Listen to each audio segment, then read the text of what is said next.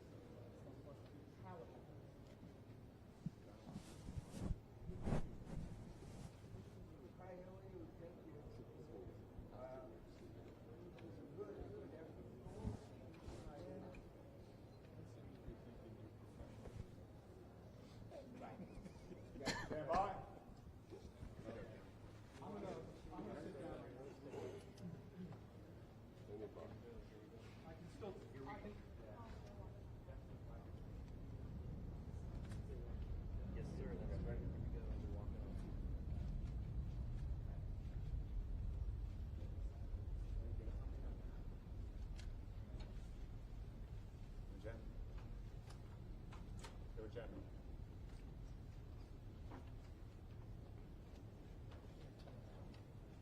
Member Chapman, stay within that border there.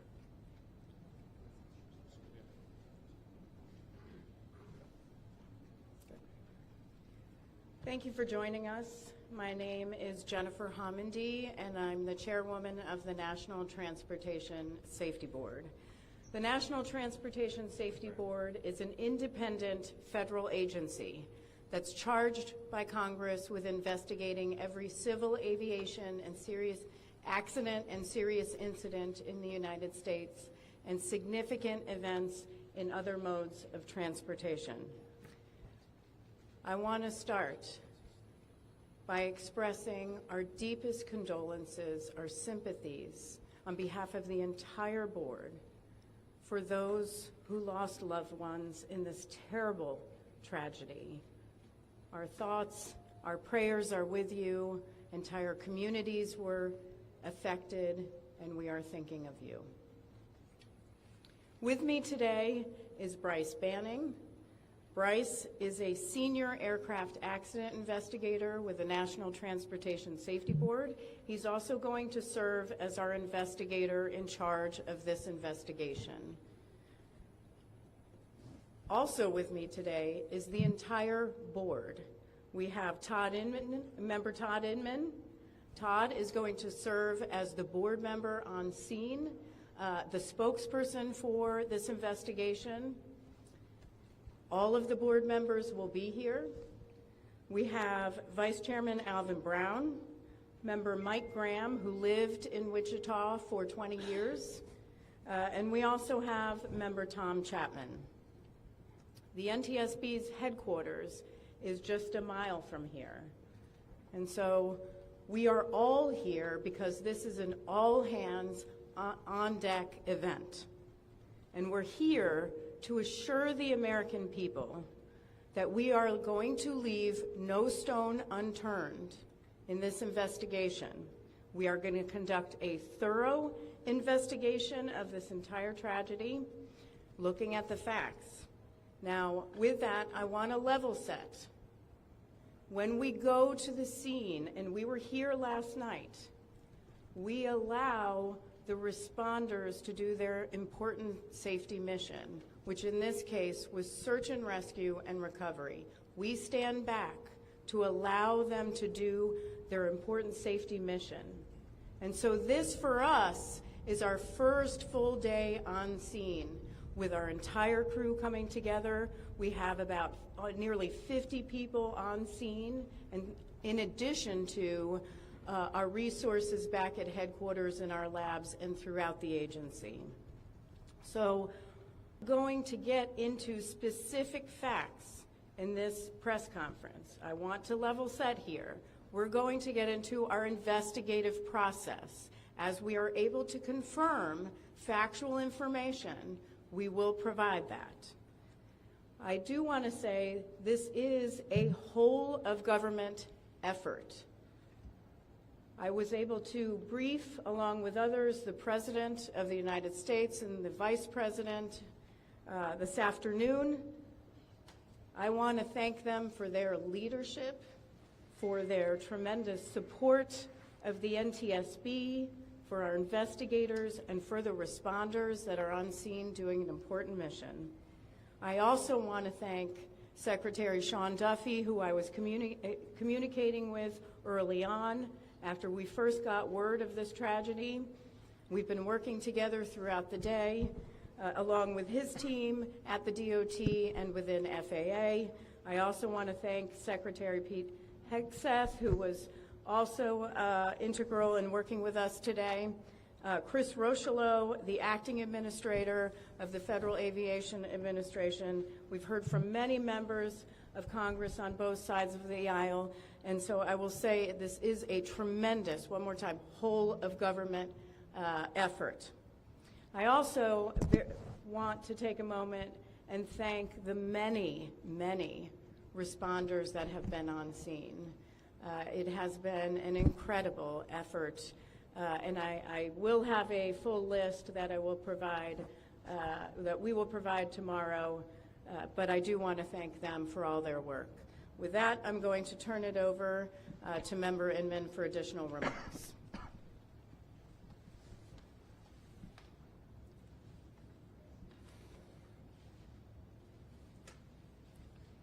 So today is our first full day on scene. Our investigative team will be on scene as long as it takes in order to obtain all of the perishable evidence and all of the fact-finding that is needed to bring us to a conclusion of probable cause. Our mission is to understand not just what happened, but why it happened, and to recommend changes to prevent it from happening again.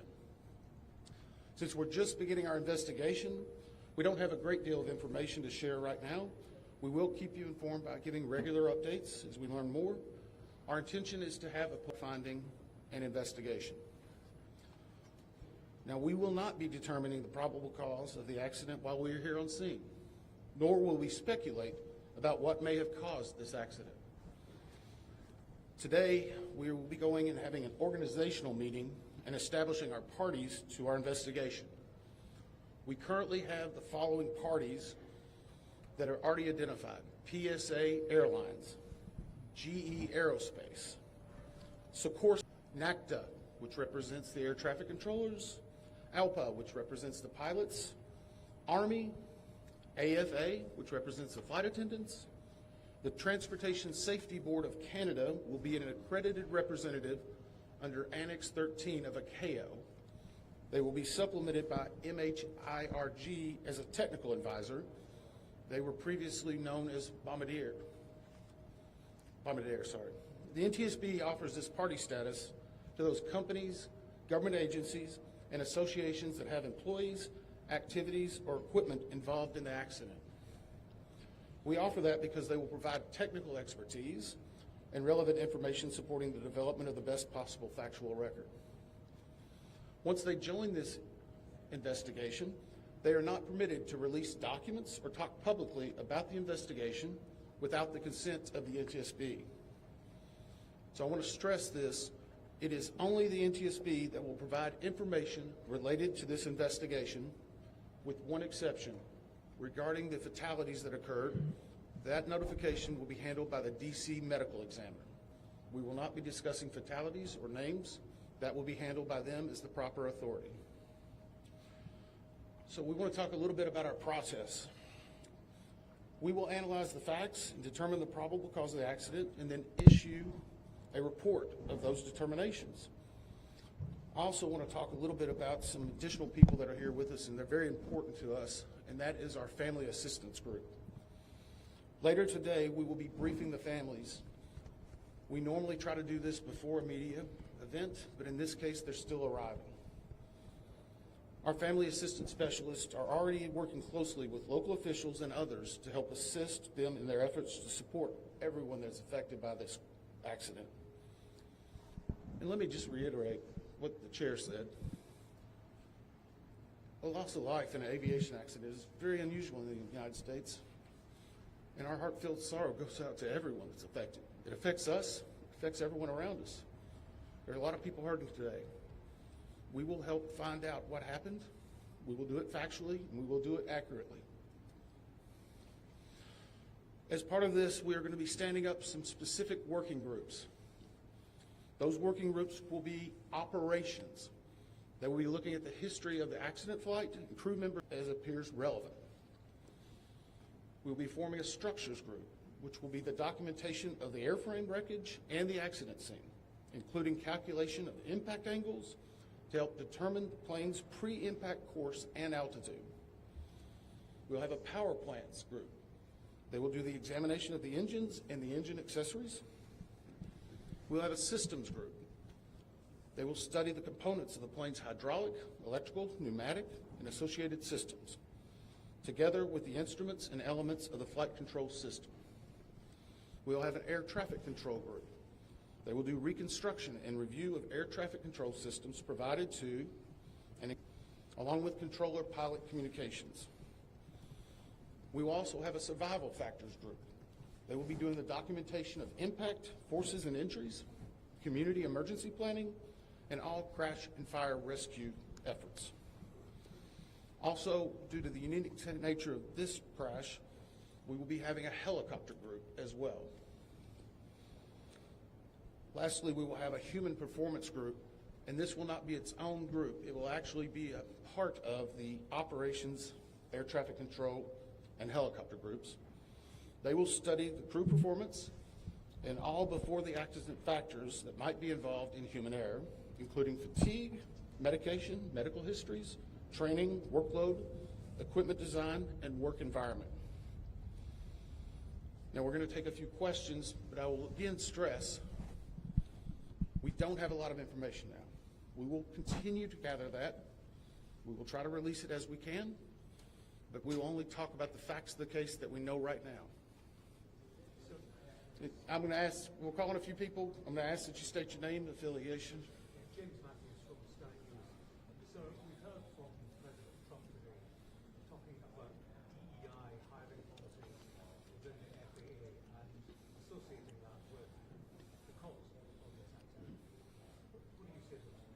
Well, unfortunately, I didn't hear the remarks. I was briefing House and Senate members, but I believe, Chair, would you like to take that?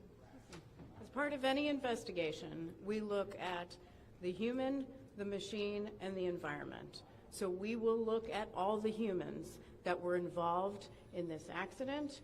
Again, we will look at the aircraft, we will look at the helicopter, we will look at the environment in which they were operating in. That is standard in any part of our investigation. I'll turn it back. Chair, can I ask you, has the flight data recorder been recovered yet? And what is the difficulty in a water disaster like this, which presents a very difficult environment for your investigators and the people out of the water? Well, the question was on the flight data recorders. And we are underwater. This is not unusual for the NTSB. We have many times recovered flight data recorders in water. We have our lab right here that is about a mile from the NTSB, so it's not unusual. And once we get those, we'll be able to get those read and information from them to be able to provide further information to you. I'm going to turn it back over to Member Inman. Sir. Tyler Henry with CBS News. Earlier today, Defense Secretary Pete Hegseth said a mistake was made last night.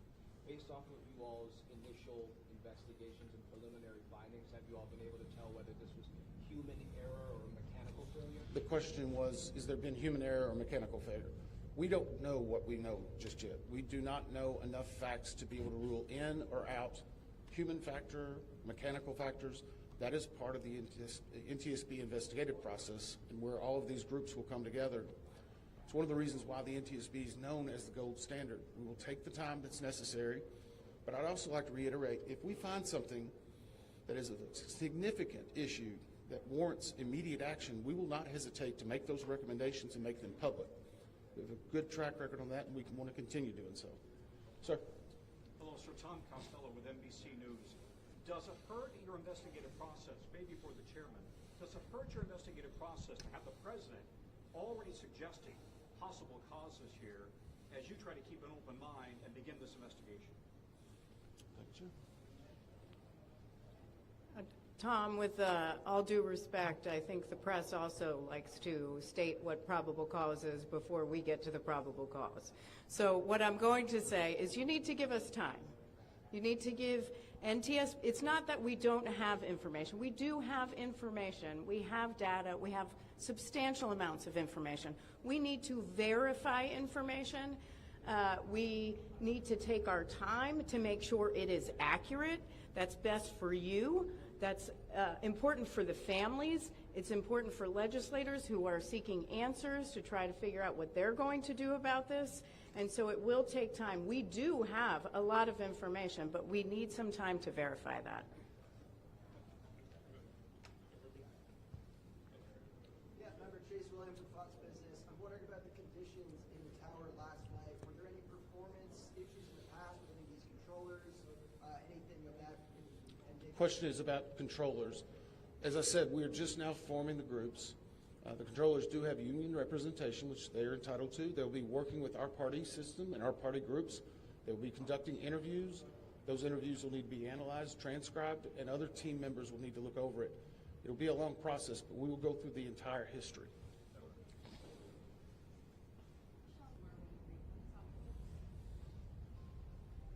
Sure. So the question was about my briefing for the president and the vice president.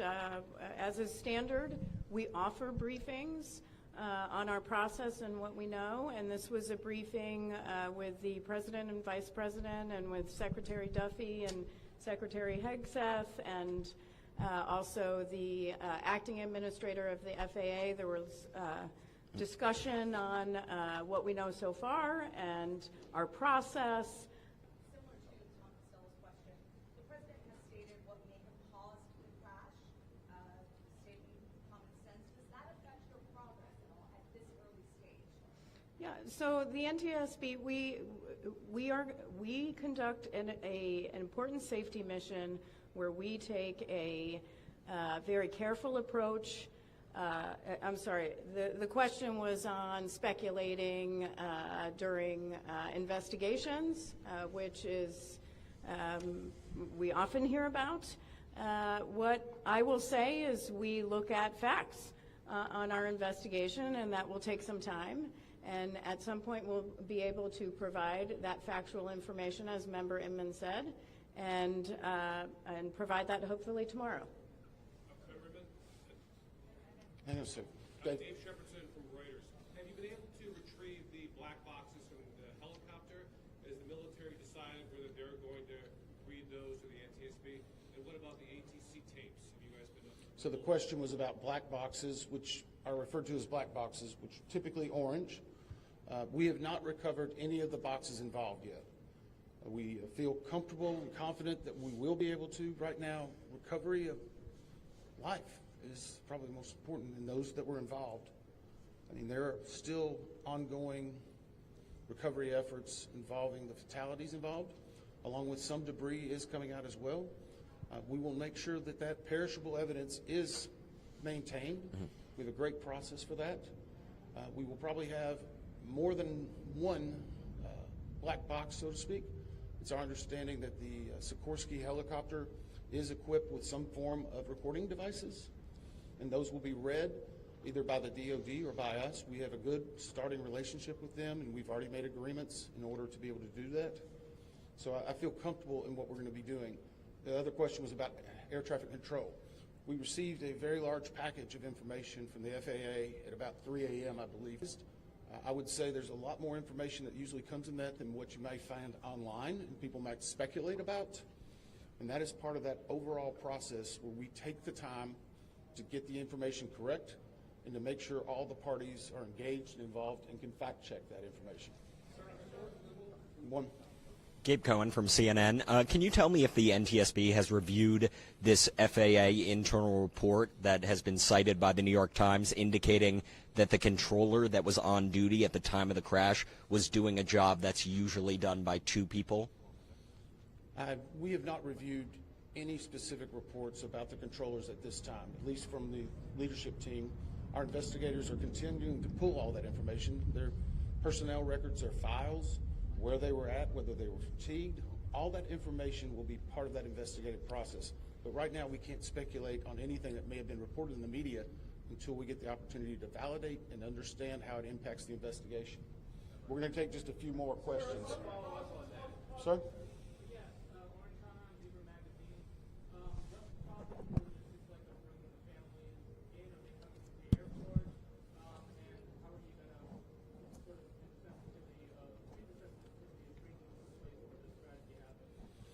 So the question is about the families, and many of those families are still en route. Some are still being notified from both the military and from the commercial crash.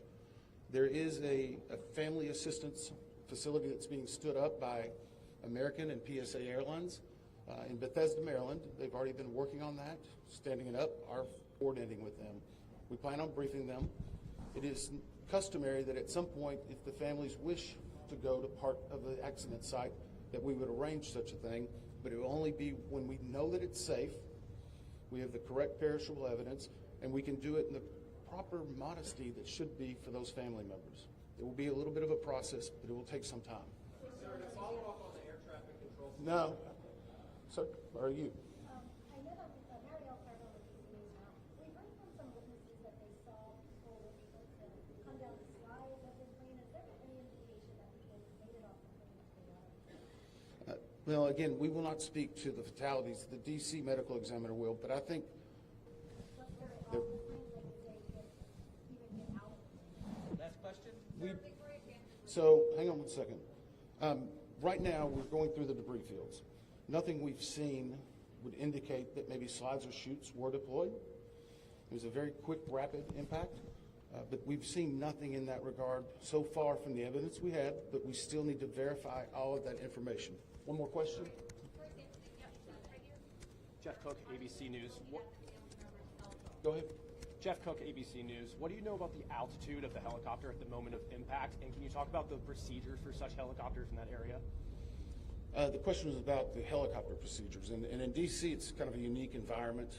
We've been getting briefed more and more by the FAA. I'm not an air traffic control specialist, but they're actually helicopter zones, if you will, or tracks.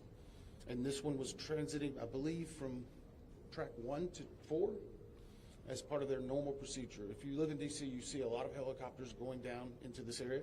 So there's a very well-defined system in that regard. As far as altitude, until we get the additional information, we can't validate or basically corroborate any of that until we get more of the electronic data and the data that's on the plane.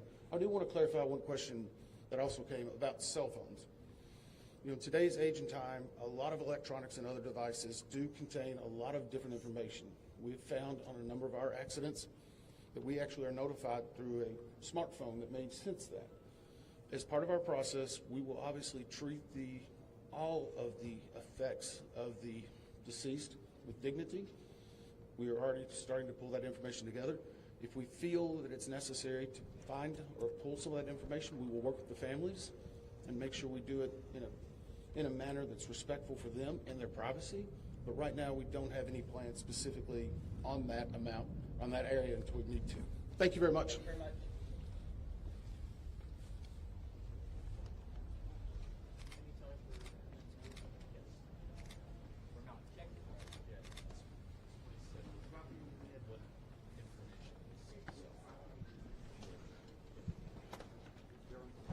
For further updates on media briefings